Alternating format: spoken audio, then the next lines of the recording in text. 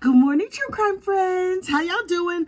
Look, okay, we are still in the state of Florida versus Ashley Benefield. The state rested yesterday, and I don't know how I feel about it. State, have you proved your case? I think no. But look, all is not lost if you are pro-state in this particular case, because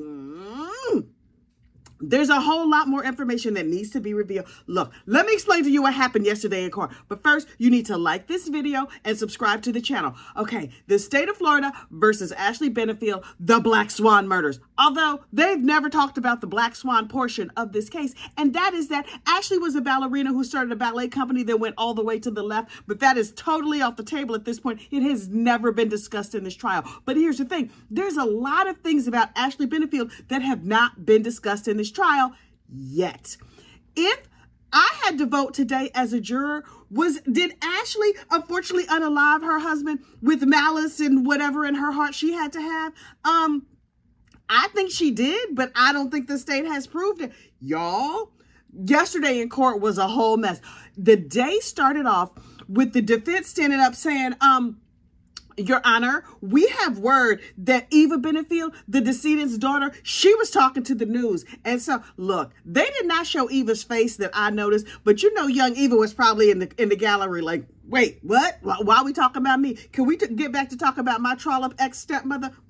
Please don't talk about me. And so they were like, okay, is she here? Yeah, I see her sitting right over there. I heard she talked to a reporter. So, wasn't she told not to talk to reporters? Get her behind up here. Wait, first, they kicked her out of the courtroom, and I was like, ooh, I bet she's out there doing, like, the nervous dance or whatever, like, oh, my goodness, what's going to happen to me? And then they called her back in, and they put her on the stand, and they were like, we have some questions for you. She's like, I promise to tell the truth. Oh, my goodness, why is this about me? Her eyes were big as saucers. It was crazy. I was like, ooh, Eva girl, just tell us the truth. I want to know everything. What'd you do? What are you accused of doing? And so they said, okay, so Eva girl, what happened? I mean, not in those words, but more or less, they were like, tell us everything, girl. So she was like, okay, now see, what happened was, I was feeling quite emotional, hearing terrible things about my daddy in court. Psst, Eva girl, I think your daddy was probably terrible. I know you didn't feel like he was terrible, but objectively, he punched a dog, so he's terrible. But we'll get to that a little bit later. Anyway, so she was like, I was feeling quite emotional because they said my daddy was trash. Kind of because he is. And so a reporter walked up to me and was asking me how I was feeling. And I didn't say what my testimony was. I just said that I was quite emotional and I didn't think that was fair. And that is all I said. And so the judge was like, okay. I mean, everybody was like, okay, we understand what happened. The defense attorney started asking her questions. Lord, this defense attorney, bless his heart. Here's the thing. If you're an older person, and you're not into social media, that's totally fine.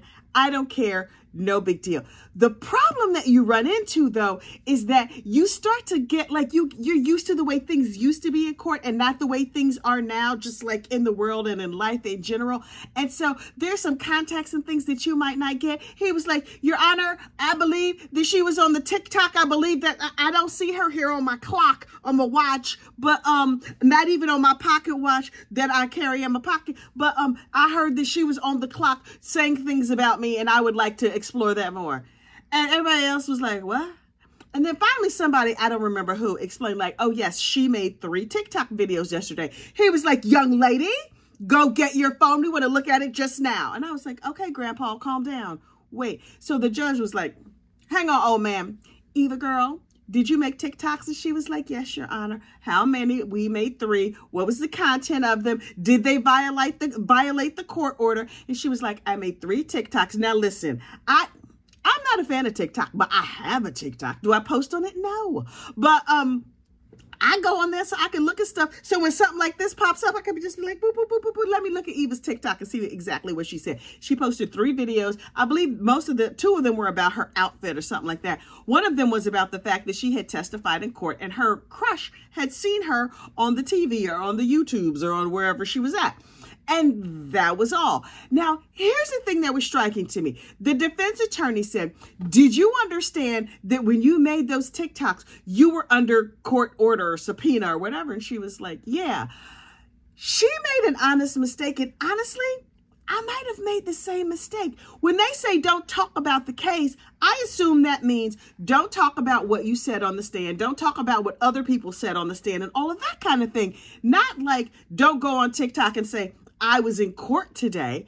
I didn't think what she did was wrong, but I can understand, seen through the eyes of like the judicial system or whatever. They have certain rules and certain ways of viewing things. But that grandpa defense attorney, I say that like it's a bad thing. I'm a grandma, so whatever. But that old man defense attorney was like, get your phone and we are going to have it here in open court. The prosecution was like, calm down, Gramps. We're not going to invade her privacy because you upset because you don't understand how TikTok works. So the judge was like, young lady, don't do that anymore. Also, she was all like upset and crying and whatever. And a reporter was like, oh, an opportunity, and pounced. And so the reporters had to be told by the court people, don't do that. You're not supposed to interview people in the courthouse anyway. So stop. And Eva was just like, okay, okay. And so she went and sat down and they let her stay there in the courtroom. That's what the judge decided. I was like, whew. Okay, crisis averted. Oh no, but wait, there's another crisis. Apparently, one of the reporters, you remember the other day when a reporter was like, I need to talk to the judge and I need to talk about something very important. And the judge was like, I'm not going to speak to you. You need to, you can come to court at 12:30 and tell me what you saw, but no, I'm not going to speak to you privately. So that reporter went to a lawyer. The lawyer wrote a letter to the judge and was like, okay, at lunch, one of the jurors was in a restaurant where they were playing the case on the TV. And the juror said, oh, can you turn off the TV? And the restaurant owner or whatever was like, no, I cannot turn off the TV. And people were talking about the case within the hearing of the juror. Now, listen, you can't control what other people around you are going to do. I wish I would be sitting in a restaurant gossiping about something or somebody. And somebody walks up and is like, excuse me, you need to gossip less. I would then begin to gossip about them. I mean, who is she? I know have you met me? Child. So then the juror reportedly left. And after they left, everybody was talking behind their back. And so the reporter was like, and I saw everybody wagging their tongues about whatever just happened, this exchange that just happened. So the judge, one by one, called in the jurors and was like, were you the one? Were you the one? Finally, one dude was like, yeah, it was me. I walked in. I was getting my food to go. I saw it on the TV. I said, okay, turn off the TV. The restaurant owner said whatever they said, and then I got my food and I left. That was the end of it. So it was no big deal. The jurors stayed on the case. And I was like, that was a lot of fuss over a lot of nothing. And I was like, okay, I'm sure that this court case is going to get better today. I was wrong. So then an officer took the stand and he was like, yep, I downloaded the phone. I did a phone dump. I have all the information, whatever. And then he sat there for an hour and read text messages back and forth between Doug and Eva. I could not have been more bored. If you could die of boredom, I would have died of boredom yesterday. Good thing you can't do that. You can't die of boredom. I mean, you can feel like you might, but no, that's not how that works. So, mostly the texts every day were Doug texting Bible verses. Sir, how you punching dogs and sending Bible verses? Help me understand, because them two things don't go together. Anyway, and then he was just like, yeah, they were just like a lot of likes and emojis and giggles and LOLs. Okay, these people are tedious to me. And then there was a video. Oh, the video was in hot contention. Should we play the video? Should we not play the video? And I was like, oh, play the video. I want to see the video. I want to see every single thing. Is this the smoking gun? And it was not.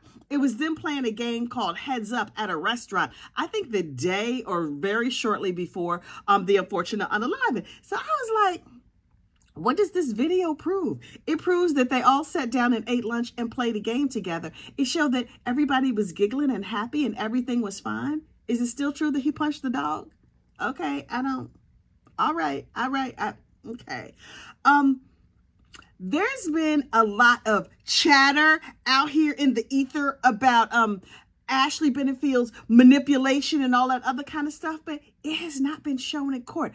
The one testimony that is really sticking with me, and I think this testimony sticks with me, not because of anything that happened in court, but because of all the outside information that I know about this case. That's the officer that I didn't like. You know, the officer who's better than you? He was on the stand yesterday, and he remembered an interaction that he had with Ashley where she was basically throwing a tantrum and screaming at him on the phone saying, arrest him in court. You're going to arrest him in front of the judge. I'm going to make sure of it. She was in full histrionics meltdown mode. That really stuck with me because I was like, that reveals a lot about her character. It was just like a nothing exchange that he kind of forgot. He was like, oh, I thought she was showing her whole behind for me because she wanted what she wanted. After she unfortunately unalived this dude, I remember her saying, I'll do whatever it takes to keep my baby. Okay. Also, the fact that she claimed that Doug kept trying to poison her, but there was no proof of it. Now, was he abusive? In my opinion, yes, because see also that dog that I cannot get over. But other than that, there was a hole in the wall, but nobody has said how the hole got in the wall. Now, the bullet hole in the ceiling, I am sincerely hopeful that Ashley, in her defense, gives us further color to the dog situation, the bullet hole in the ceiling, and the punch in the wall. But State, what are y'all doing? You've proved that a pew-pew was applied to Doug and it went through his ribs and then out his back, and that was the fatal shot. Okay, fine. And there was one in his knee or in his leg or something where he fell over, where he was running away, something like that. State, y'all have not proved your case, but there's more to come. I suspect personally that now Ashley's defense attorney is going to get up there and fumble his way through a defense. Okay, cool.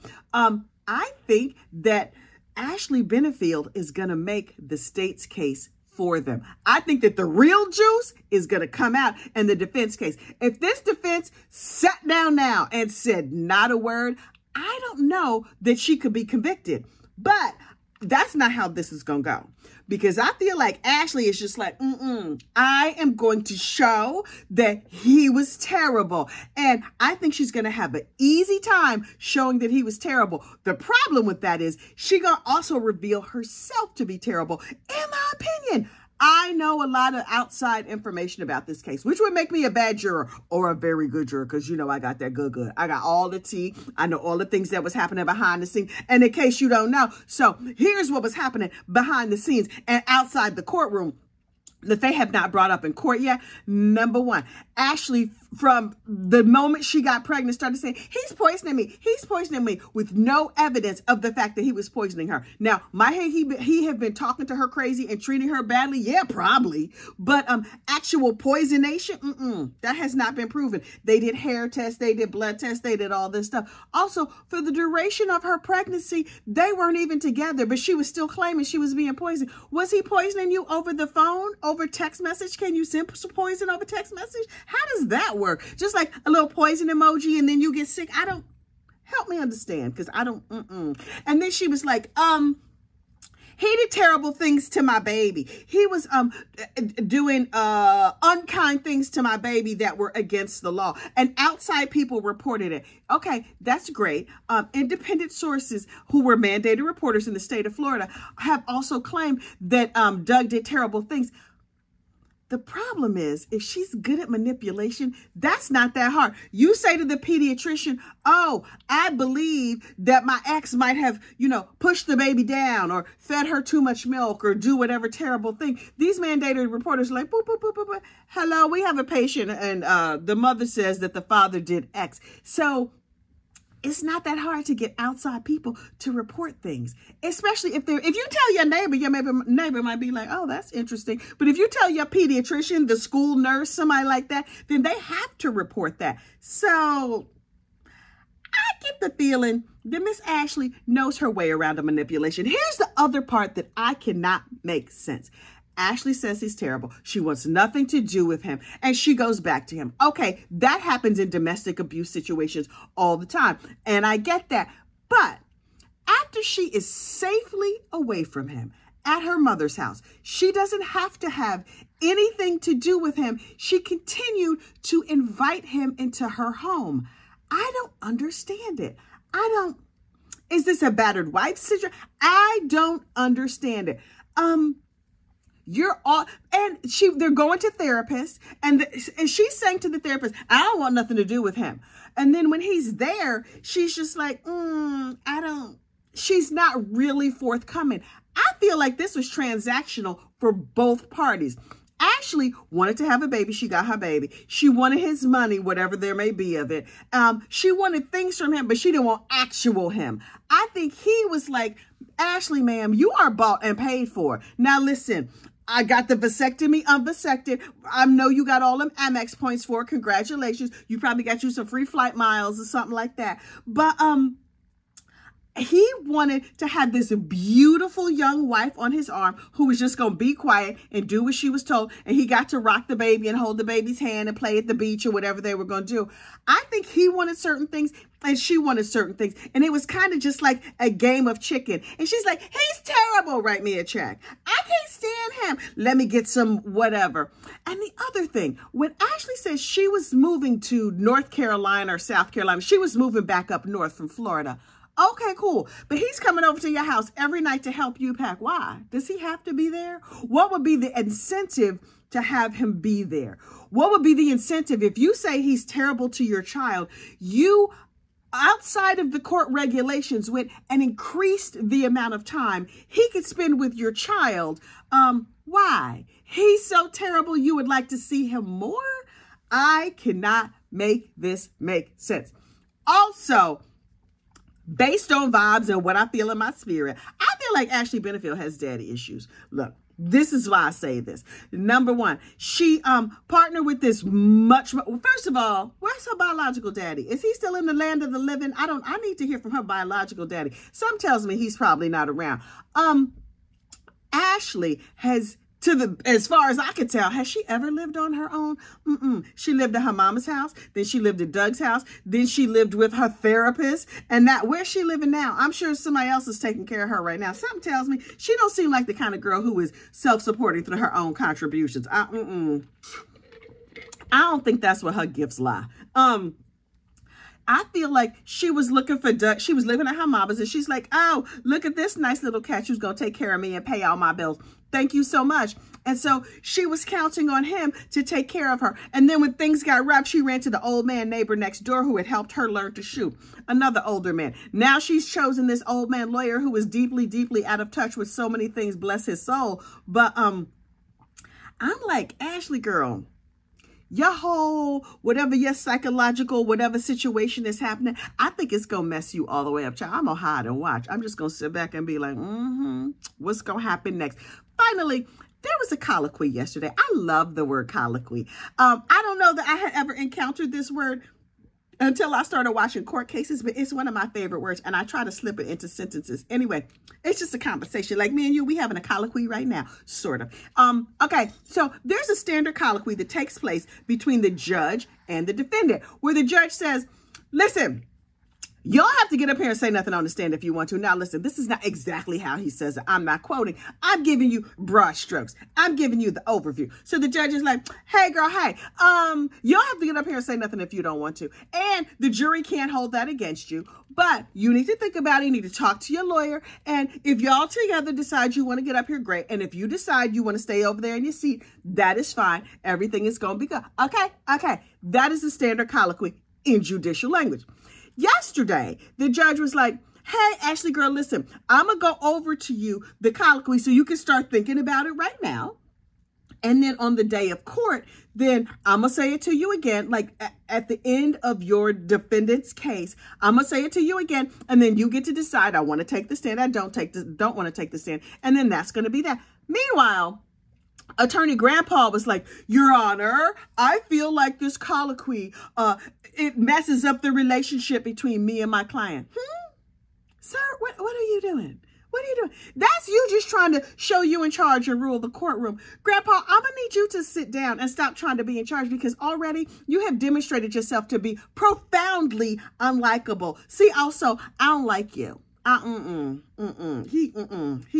can't with this man. Like, sir, I'm sure you're used to being in charge in other areas of your life. You know where you're not in charge, in here, in court, because, sir, you are not the judge. I know it's shocking to you, but you're not in charge over here. And so the judge was like, I'm going to need you to have all the seats before I come down there and bonk you on the head with my gat. Don't make me bonk you, because, listen, I've had just about enough of you, and I'm ready to bonk you real good. And so the state stands up and it's like, Your Honor, you see this crazy Mama Luke? This is some foolishness. This is what we do in every court case. And so why he's making a fuss about it now, I have no idea. Can you please bonk him? I vote in favor of bonkation. And the judge is like, okay, so I'm not going to bonk him right now. Ashley, girl, your lawyer is a whole mess. Oh, I'm real sick of him, but I'm still going to judge fairly because I am the judge of all things. I judge people all the time. Now, not to their face, because manners. I feel like I could be a judge. Judge Kathy. I'm like, okay, I have to think about that. Maybe I need to change my whole career trajectory and become a judge. Maybe later. Okay, so look, later today, I'm going to make a members only video where we talk Sarah Boone. Child, that Sarah Boone is a whole mess. When her case finally comes to trial, I actually have a Sarah Boone playlist. Go down and find the Sarah Boone playlist. But I'm going to make I'm going to cover her trial just like I have covered this trial. But in the meantime, Sarah Boone appeared in court yesterday acting as her own attorney, and it was a treat. Oh, it was a treat. And me and the members, we going to discuss it. Maybe I'll do a live where we talk Sarah Boone. I think I got time to do that tomorrow morning. Okay, members, that's what I'm going to do. Tomorrow morning, we're going to do a Sarah Boone live. Oh, yes, we need to talk about this heifer. Oh, we need to talk about her and jailbreak prison, whatever. Jailbreak prison. Her investigator is Jailbreak. That's a good name, because them prisoners be trying to break out of jail. Okay, look, this video is running long. I need to get myself together for my day. Okay, y'all have a great, safe day. And like the video, subscribe to the channel, and I will see you later. Bye.